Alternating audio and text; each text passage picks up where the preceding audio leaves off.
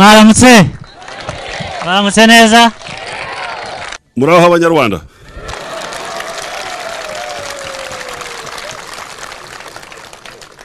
Murakomeye cyane. Ndaza kubaha umwanya murebe neza bitari ukumureba gusa ariko mumumve. Umuganda si umuco w'abanyarwanda bonka. Bonyine. Ni umuco w'Abafrika bose.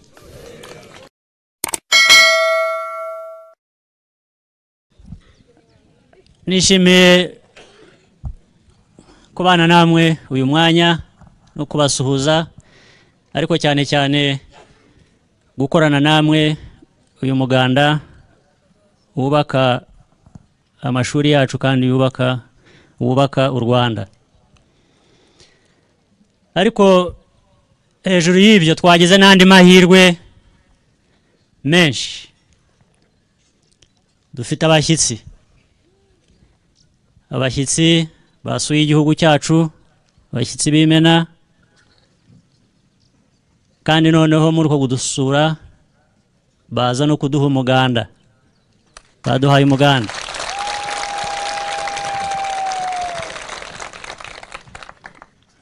Abashyitsi bababwiye abari bo ariko ndavuga w'ingenzi muri bo, ndavuga perezida w'igihugu cy'igituranyi kandi cy'abavandimwe cy'inshuti, nawe ubwe akaba ari inshuti y'u Rwanda, ndetse ubu akaba atari nabwo bwa mbere atanze umuganda ku Rwanda.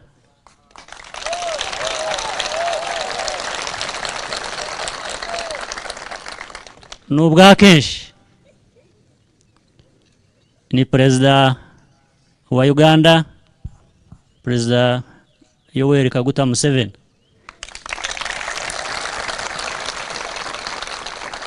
Yari yaje kudusura ariko yumvise ko hari n'igikorwa cy'umuganda, ibindi byari kuri gahunda turabihagarika, asaba kugira ngo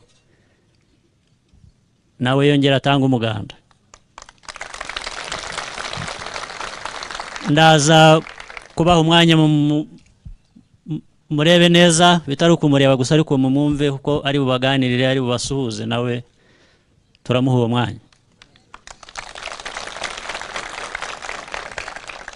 Abandi nabo b'inshuti batera inkunga igihugu cyacu nabo bari hano, bari bamaze iminsi bagendereye igihugu cyacu, ni bababwiye ko ari abajyanye na project umubano. Iyo project umubano imaze igihe kitari gito ishyigikiwe na Conservative Party y'Abongereza,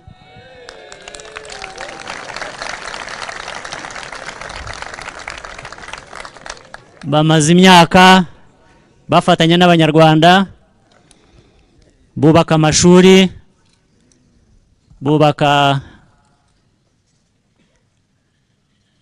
amavuriro, bakora byinshi bafatanya n'Abanyarwanda mu giturage. Bamwe muri bo n'abaganga bakajya kuvura abarwayi mu byaro, abandi n'abarimu bakajya kwigisha abana, n'ibindi bikorwa byinshi. Nabyo nagira ngo tubibashimire kandi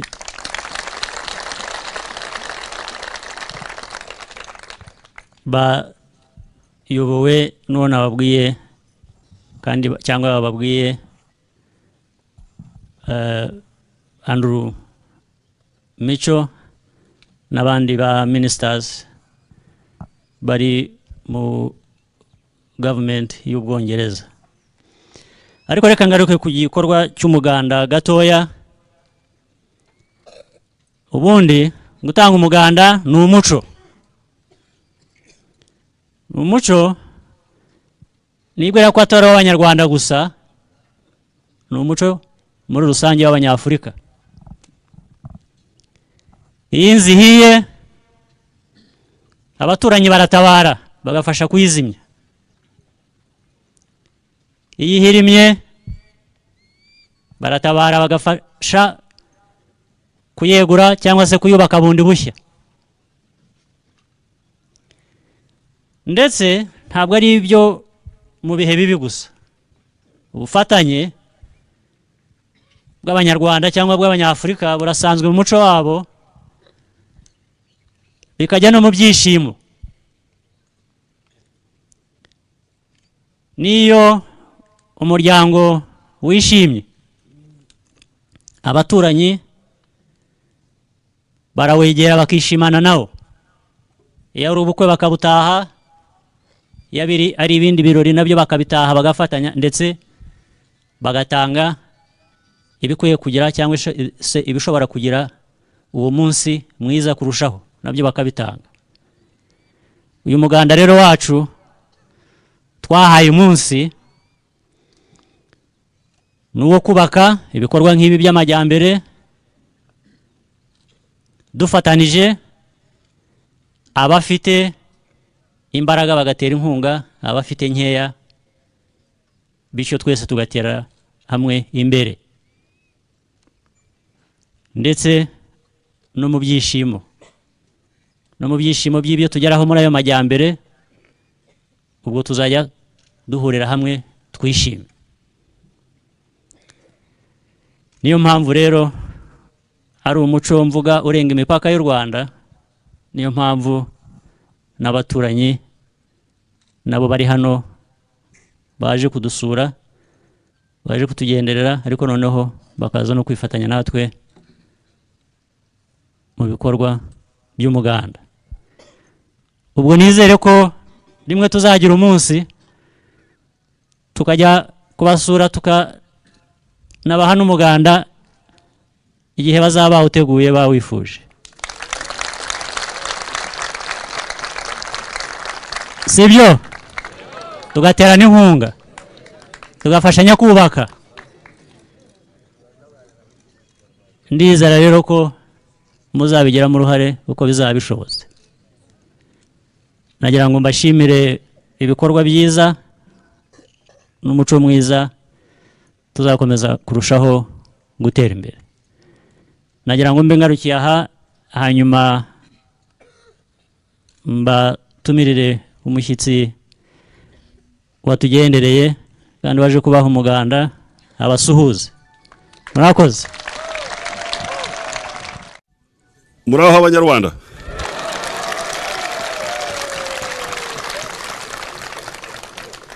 Murakomeye cyane. Murakomeye ngamabuye.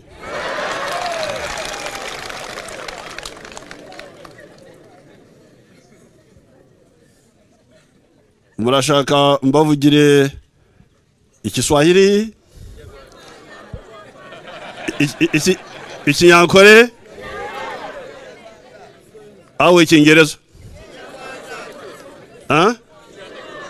Kishaka cyose? Igiswahili murakizi? Ikinyankore mukimanya?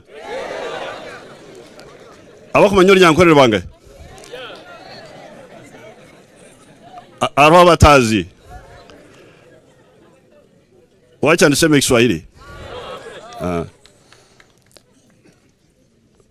Nyakubahwa President Kagame, honorable ministers, na mwese Abanyarwanda.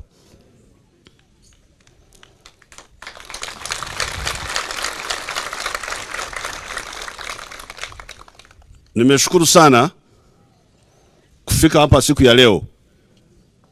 Sitaki kusema Kiingereza kwa sababu hii ni Afrika.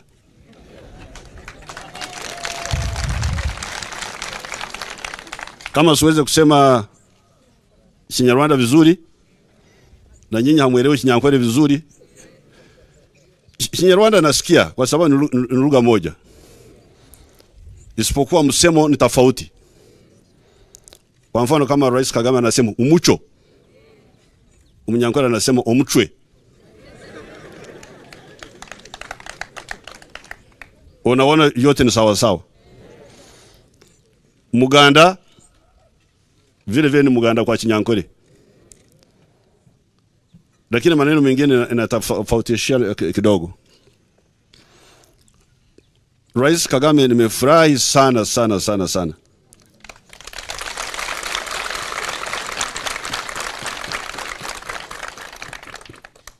kufika hapa kutembelea Rwanda kwa mwaliko wa Rais Kagame.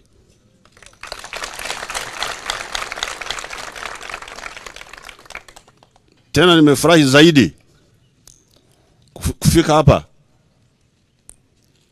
kwenye Muganda. Na njewe natanze Umuganda.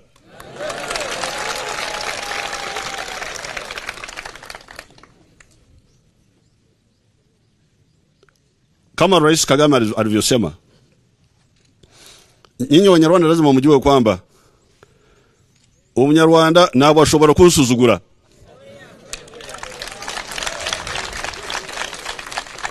Byose ndabyumva, byose ndabyumva.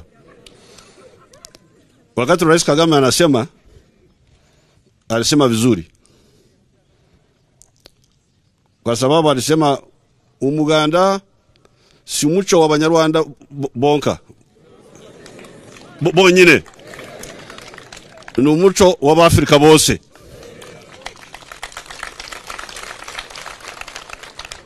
Hiyo nilisikia vizuri kabisa, na hii ni kweli. Lakini sasa jambo nataka kusifu Rais Kagame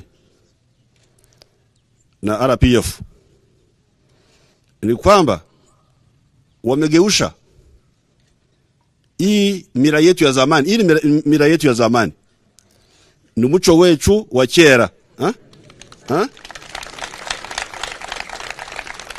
ni muco wacu wa kera. Noneho Rais Kagame na Abanyarwanda wamegeusha umuco wa kisasa. Hii ni muhimu sana.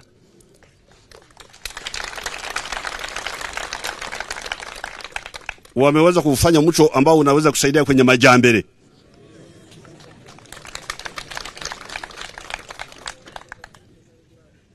Kwa sababu wakati mwingine tunapotea,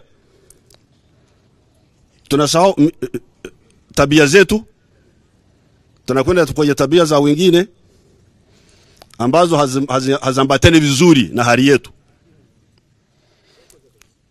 Kwa mfano, Uganda tumejenga haya mashule mengi sana kama mnavyojua. Wakati tuliingia kwa government, tulikuwa na mnasema byumba.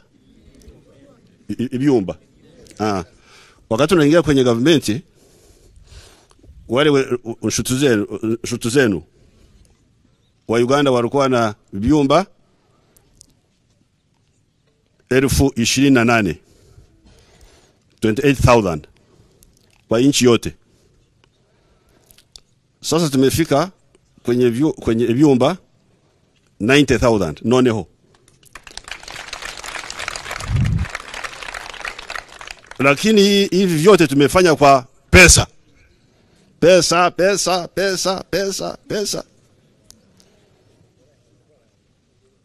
Contract. Hii wanasema tender. Sasa tumetajirisha waizi wa huko kule Uganda wote.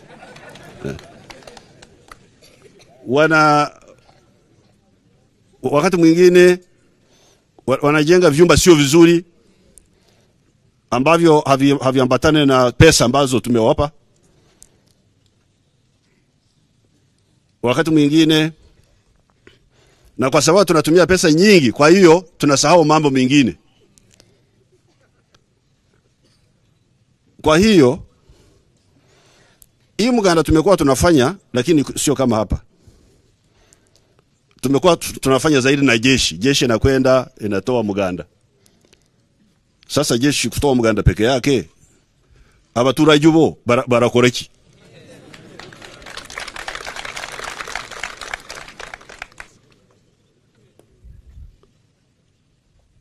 Kwa hiyo hii ni wazo mzuri sana na tutasaidia makadirio yetu. Makadirio mnajua? Embalirira. Muravuga iki mu Kinyarwanda? Budget.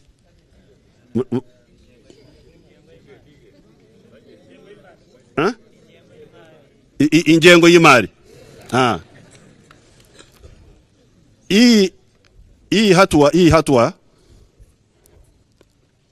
itasaidia ingengo y'imari.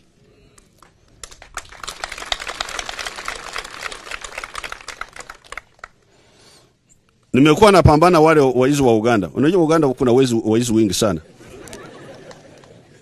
Sijui kama hapa kuna waizi kama wale wa Uganda.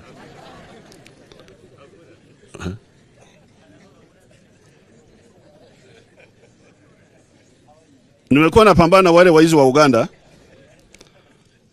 kwa sababu ili wazo la umuganda walikuwa wamerharibu. Walikuwa wanawaambia waturage leta pesa. Leta pesa. Pesa inakuwa muganda inakuwa pesa. Leta pesa. Kama ulete pesa, mtoto wako tutamfukuza kwenye shule. Sasa hapo kisomo cha watu wote, kwa sababu tulianza hii kisomo cha watu wote. Sasa kama mtoto unamfukuza kwa shule kwa sababu mzazi wake ameshindwa kuleta pesa, sasa kisomo cha watu wote kitakuwa namna gani? Kwa hiyo nilikataa. Hii yaleta pesa. Lakini hii yaleta muganda. Wewe mwenyewe kuja na nguvu yako. Waafrika wengi wanaweza kufanya hiyo.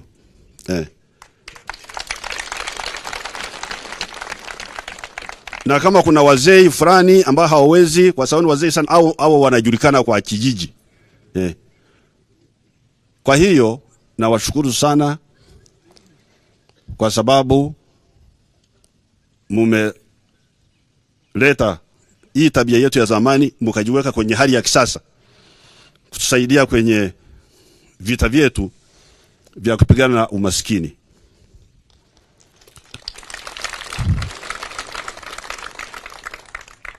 Kwa hii shule wanaita Nyarugongo.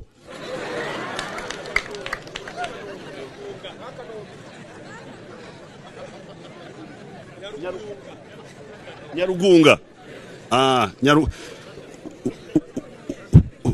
Urugunga ni iki?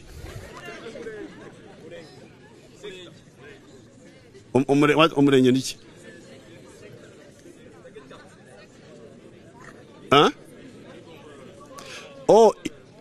Igo. No, Nyarugunga, Urugunga maana yake kwa kwenye Kinyarwanda inamaanisha nini? A settled place. Umugunga, Nyarugunga. Hii shule ya Nyarugunga nimeweka majiwe matatu.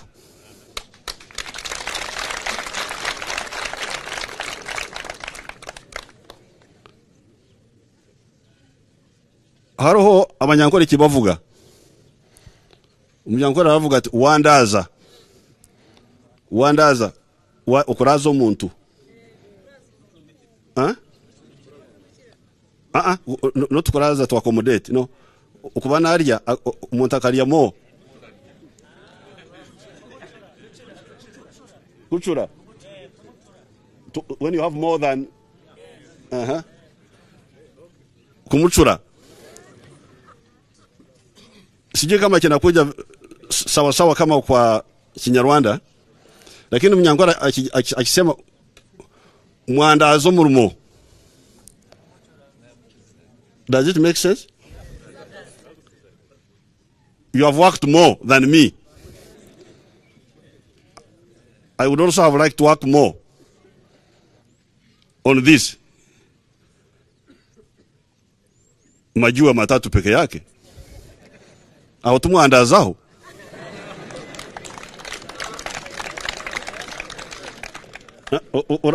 Turavuga tute mu Kinyarwanda aho. Paulo turavuga mwandaza.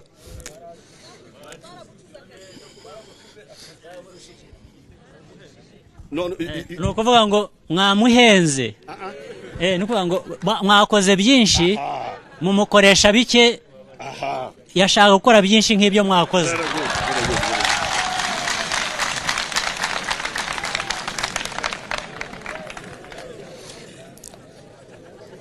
Mbwenu tinkwenda abanyarugunga ngo mundaze murumo nyewe nta amabara ashatu gonka mbesha amabara ashatu ugende makuru ki mbwenu kundagarikiyo ninja kutwekera ishomereri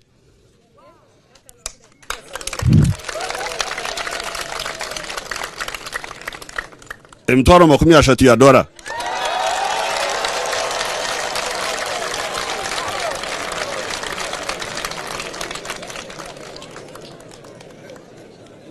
nanjye urwo muganda gwanjye